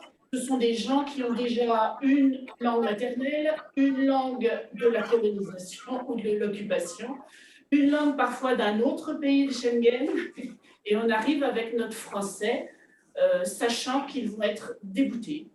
la majorité. Voilà, ça c'est ma première témoignage parce que ça démobilise beaucoup et ça nous pose beaucoup de questions, bien sûr à eux en premier. Et la deuxième question, c'était dans quelle mesure l'État français a l'obligation de se conformer à la législation européenne, enfin de se conformer, pardon, ou en tout cas de l'accepter. Quelle peut être cette pression entre la législation européenne et la législation de l'État français?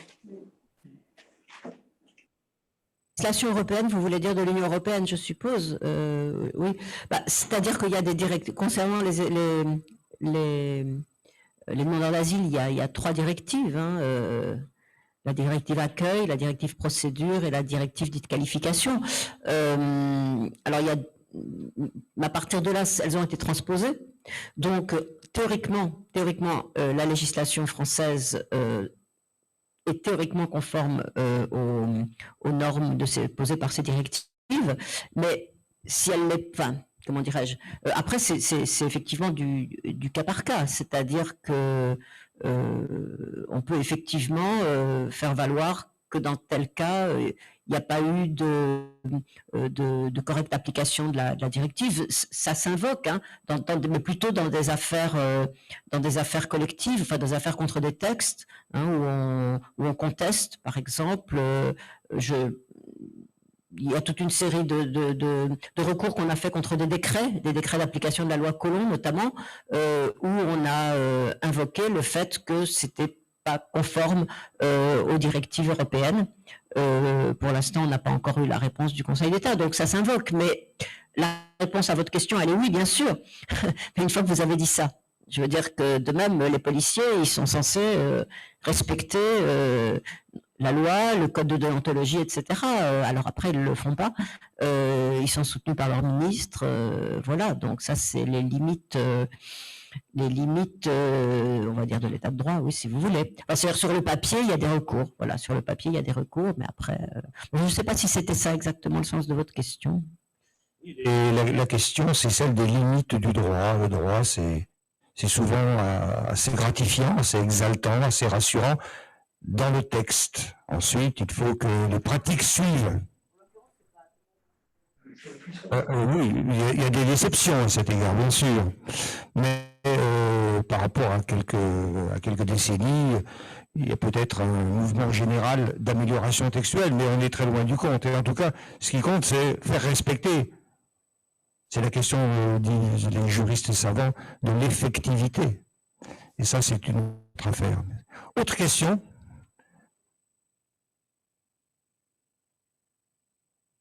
Si. Ça ne sera pas exactement une question, encore une fois. Je trouve vraiment intéressant que nos amis de Goutla soient nombreux à Goutla pour participer à cette visio collective. Et j'aurais envie de leur dire, vous aidez, et il se fait beaucoup de choses quand même à Bouin-sur-Lignon, à Goutla, autour de l'aide, notamment aux déboutés du droit d'asile, puisqu'il y a un CADA.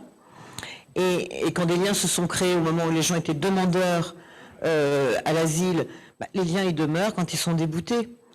Donc, je pense qu'on a peut-être un message quand même à envoyer à nos amis de Goutla qui sont avec nous aujourd'hui, c'est « Vous n'êtes pas tous des délinquants, donc continuez ».